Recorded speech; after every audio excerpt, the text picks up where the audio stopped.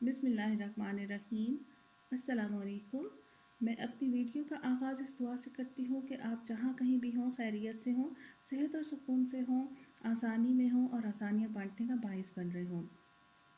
तो चलते हैं अपने टॉपिक की तरफ और आज का हमारा टॉपिक है तकदीर। तकदीर पर ईमान और तकदीर पर ईमान कितना ज़रूरी है, और अगर सब कुछ प्री रिटन है तो क्या हम अपने अमाल के ज़िम्मेदार हैं। इन सब पे आज हम बात करेंगे इस वीडियो में। तो तकदीर पर ईमान लाना, जी हाँ बिल्कुल, ये हमारे ईमान का हिस्सा है। जैसे ईमान के 5 अरकान हैं और उन पे हमने ईमान रखना होता है, इसी तरह ईमानियात में 6 चीज़ें हैं। जैसे कि हम बचपन से ही पढ़ते हैं ईमान मुफस्सल के बारे में, तो वो 6 चीज़ें इसमें आती हैं। ईमान मुफस्सल क्या है, एक दफ़ा रिपीट कर लेते हैं। आमन तो बिल्लाहि, मैं ईमान लाई या लाया अल्लाह पर, व मलाइकतिही और फरिश्तों पर, व कुतुबिही और किताबों पर, व रुसुलिही और रसूलों पर, वल यौमिल आखिर और क़यामत के दिन पर, वल क़द्रि खैरिही व शर्रिही और तकदीर और अच्छी और बुरी तकदीर पर, मिनल्लाह ताला की, अल्लाह ताला की तरफ से है, और वल बास बादल मौत और मौत के बाद उठाए जाने पर। तो ये 6 चीज़ें जो हैं ये हमारे ईमान का हिस्सा हैं। तो इसके बाद मैं आपसे एक दो अहादीस शेयर करूँगी कि नबी पाक सल्लल्लाहु अलैहि वसल्लम ने तकदीर के बारे में क्या फ़रमाया है। तो एक तिरमिज़ी शरीफ की हदीस है। नबी पाक सल्लल्लाहु अलैहि वसल्लम ने इरशाद फरमाया कि तुम में कोई शख्स मोमिन ना होगा जब तक कि तकदीर पर ईमान ना ले आए, उसकी भलाई पर भी और उसकी बुराई पर भी, यहाँ तक कि ये यकीन कर ले कि जो बात वाक़ई होने वाली थी वो उससे हटने वाली ना थी, और जो बात इससे हटने वाली थी वो उस पर वाक़ई होने वाली ना थी। यानी हम ये ईमान रखें कि अगर कोई एक पूरा ग्रुप है और वो आपके पीछे एक गैंग है और वो आपको कत्ल करना चाहता है, उसके पास बहुत ताकत है और अपना पूरा ज़ोर लगाते हैं, लेकिन अगर आपकी तकदीर में नहीं लिखा हुआ कि आपने उनके हाथों कत्ल होना है, तो वो जितना मर्ज़ी ज़ोर लगा ले, उतने और बंदे ले आएंगे, लेकिन आपको कत्ल नहीं कर सकेंगे, क्योंकि ये आपकी तकदीर में अल्लाह ने लिखा ही नहीं था। और इसी तरह कोरोना वायरस की एग्जांपल ले सकते हैं कि जो अभी हम देखते हैं इतने पेशेंट्स, मतलब जो कोविड से अफेक्टेड हो चुके हैं, इन्फेक्टेड, और जो नहीं हुए हैं एक साथ रहते हुए भी, तो ये भी आप अल्लाह पे ईमान इससे और मजबूत होता है, और तकदीर पे भी कि इवन दो बंदे साथ में होते हैं तो एक को कोरोना हुआ होता है तो दूसरा जो है वो उसे बचा हुआ होता है। तो ये सब कुछ जो है अल्लाह ताला के हुक्म से होता है। अल्लाह ताला ना चाहे तो कोई चीज़ आपको नुकसान नहीं पहुंचा सकती। छोटी से छोटी चीज़ वायरस होगी, बड़ी से बड़ी चीज़ कोई जानवर हो गया या कोई इंसान आपको नुकसान पहुंचाना चाहे, तो जब तक तकदीर में नहीं लिखा होगा आपको कोई नुकसान नहीं पहुंचेगा। एक और हदीस में शेयर करती हूँ कि हज़रत अब्दुल्ला बिन अब्बास रज़ी अल्लाह अन्हु से रवायत है कि मैं नबी पाक सल्लल्लाहु अलैहि वसल्लम के पीछे था, तो हजूर पाक ने फरमाया, ए लड़के, मैं तुझको चंद बातें बतलाता हूँ। अल्लाह ताला का ख्याल रख, वो तेरी हिफाजत फरमाएगा। अल्लाह ताला का ख्याल रख तो उसको अपने सामने यानी करीब पाएगा। जो तुझको मांगना हो, जब भी तुझको जो मांगना हो, तू अल्लाह ताला से मांग, और जब तुझको मदद चाहिए हो तो अल्लाह ताला से मदद चाहो। और ये यकीन कर लो कि तमाम गिरोह अगर इस बात पर मुत्तफिक हो जाएं कि तुझको किसी बात से नफ़ा पहुंचाएंगे, तो तुझको हरगिज़ नफ़ा नहीं पहुंचा सकते बजूज़ ऐसी चीज़ के जो अल्लाह ताला ने तेरे लिए तकदीर में लिख दी थी। और अगर वो सब इस बात पर मुत्तफिक हो जाएं कि तुझको किसी चीज़ से ज़रर नुकसान पहुंचाएंगे, तो तुझको हरगिज़ नहीं पहुंचा सकेंगे बजूज़ ऐसी चीज़ की जो अल्लाह ताला ने तेरे लिए लिख दी। ये भी तिरमिज़ी शरीफ की हदीस है। तो अगर ये, अब हमारे माइंड में ये क्वेश्चन आता है कि अगर ये सब कुछ पहले से लिखा हुआ है तो हम अपने अमाल के ज़िम्मेदार कैसे हुए, फिर अमाल की जज़ा और सज़ा कैसी, फिर जन्नत और दोज़ख की क्या मानी। ये जो क्वेश्चन है इसने मुझे भी बचपन से एक अरसे तक सताए रखा, और मैं सोचती थी कि वाकई अगर अल्लाह ताला ने सब कुछ पहले से लिख दिया है कि मुझे किस वक्त पे क्या करना है, किस टाइम पे मुझसे कौन सा गुनाह सरजद हो जाएगा, किस टाइम पे मैं कौन सी नेकी करूँगी, तो ये तो सब प्री रिटन है। तो इसमें मेरी मतलब क्या मेहनत, और मुझे अगर मैं गुनाह करती हूँ तो मुझे क्यों उसका गुनाह मिलेगा, और मैं कसूरवार कैसे हूँ। तकदीर क्या है, इसमें अरबी में एक लफ्ज़ इस्तेमाल होता है तकदीर के बारे में, इल्मुल्लाह साबिक, यानी अल्लाह ताला का इल्म जो पहले से उसे हासिल है। اللہ تعالیٰ کو معلوم ہے کہ آج میں اتنے بجے اتنے منٹ پر اپنی مرضی سے اپنی آزادی عمل سے فلاں کام کروں گی۔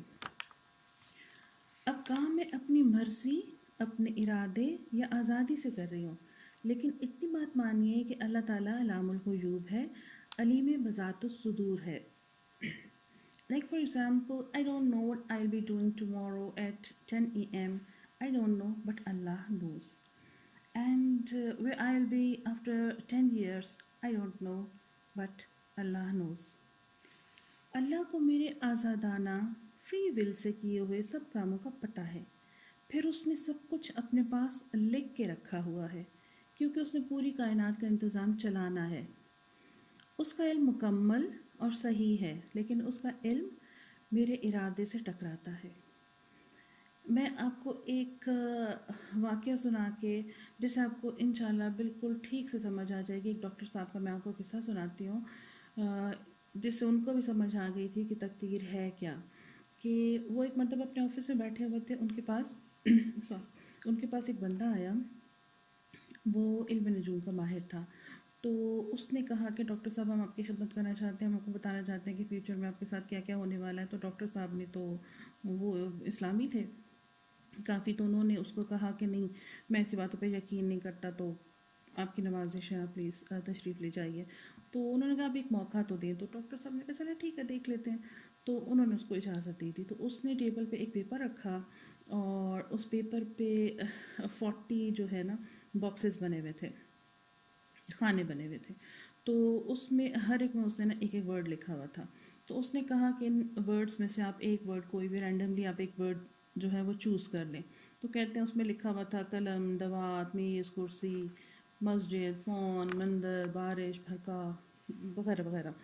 تو پھر اس بندے نے پیس آف پیپر اٹھایا، اس پہ کچھ لکھا اور الٹا کر کے رکھ دیا۔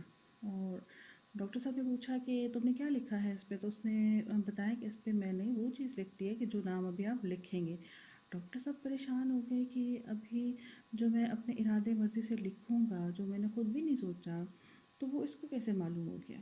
تو کہتے ہیں میں نے بہت کوشش کی کہ میں وہ ورڈ لکھوں جو اس نے نہ لکھا ہو۔ تو بہت سوچ کے کہتے ہیں میں سوچتا رہا، پھر میں نے خیر کہتے ہیں تنگا کے ایک ورڈ لکھ ہی دیا۔ اور جب اس نے کاغذ دکھایا تو اس میں وہی لفظ لکھا ہوا تھا۔ تو کہتے ہیں میں نے کہا اس کے پاس کوئی فن ہوگا، کوئی علم ہوگا، کوئی تکہ بازی ہوگی، کچھ ہوگا جس آئی ڈونٹ نو بس کیا لکھا ہے انہوں نے۔ تو کہتے ہیں خیر میں بڑا حیران ہوا کہ اس نے یہ کیسے لکھ لیا۔ تو پھر کہتے ہیں میں نے سوچا کہ مطلب انہوں نے یہ سوچا کہ جو میں نے لکھا ہے میں نے اپنے مرضی اور ارادے سے لکھا ہے، میں اس کا پابند نہیں تھا کسی بھی طرح سے۔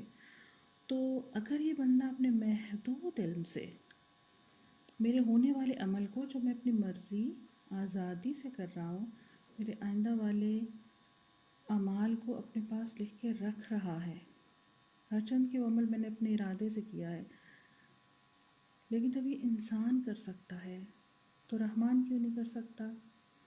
اس نے میرے سارے عمل، اللہ تعالیٰ نے میرے جو سارے عمل ہیں جو آئندہ چل کر میرے ساتھ ہونے ہیں، وہ سارے اعمال لکھ کے رکھے ہوئے ہیں، کیونکہ اللہ تعالیٰ نے انتظام چلانا ہے آگے میری زندگی کا، میرے رزق کا، میری موت کا، میری قبر کا، میرے ساتھ کب کب کیا کیا ہونا ہے، اس کے سارے انتظام جو ہیں اللہ تعالیٰ نے اس کا سارا ڈیٹا کلیکٹ کر کے تو اپنے پاس لکھ لیا ہے، سیو کر لیا ہوا ہے اپنی انفارمیشن کے لیے کہ یہ اپنی مرضی سے کیا کیا کرے گا۔ اس کے لکھے ہونے سے مطلب اللہ تعالیٰ نے جو لکھ دیا ہے نا، اس کے لکھے ہونے سے میری مرضی ختم نہیں ہوتی، میری ذمہ داری، میرا ارادہ ختم نہیں ہوتا، میری فری ول ختم نہیں ہوتی۔ یہی وجہ ہے کہ جو ہم اعمال کرتے ہیں اس کی ذمہ داری کچھ نہ کچھ ہمارے اوپر، کچھ اعمال کی ذمہ داری ہمارے اوپر ہوتی ہے جو ہم اپنے ارادے مرضی سے کرتے ہیں۔ کچھ پہ جبر ہے، اس پہ ہماری مرضی نہیں چلتی، جیسے ہماری موت کا وقت ہے، کب آنی ہے، کہاں پہ آنی ہے، ہم نے دفن کہاں ہونا ہے، ہمیں رزق کتنا ملنا ہے وغیرہ، یہ چیزیں جو ہیں مطلب یہ تو اللہ تعالیٰ اس پہ ہمارا کوئی عمل دخل نہیں ہے۔ مطلب ہم اپنے اعمال سے تو اس پہ ہم آزاد تو نہیں ہیں، نہ کو ہم ایسے اعمال کر سکتے ہیں کہ جسے ہمیں پتہ چل جائے کہ ہماری موت اب फ़लाँ डेट को होगी या इस तरह से। तो आज़ादी अमल जो है ना और इरादा, ये ज़रूर होता है। और ये और बात है कि अल्लाह ताला को पहले से मालूम है कि हम अपने इरादे से और अपनी मर्ज़ी से आज, कल, परसों, 10 साल बाद क्या करेंगे, और जो कुछ भी करते हैं अपनी मर्ज़ी इरादे से करते हैं और इसके हम ज़िम्मेदार हैं। ये अलग बात है अगेन कि जो है ये सब कुछ अल्लाह ताला ने पहले से लिखा हुआ है। तो उम्मीद करती हूँ कि आपको आपके माइंड में जो कुछ डाउट्स होंगे या क्वेश्चंस होंगे वो इस वीडियो से आपको समझ आ गए होंगे। अगर फिर भी कोई बात आपको समझ नहीं आती है या आपके माइंड में कोई डाउट रह गया है तो आप प्लीज़ मुझे कमेंट में पूछ सकते हैं।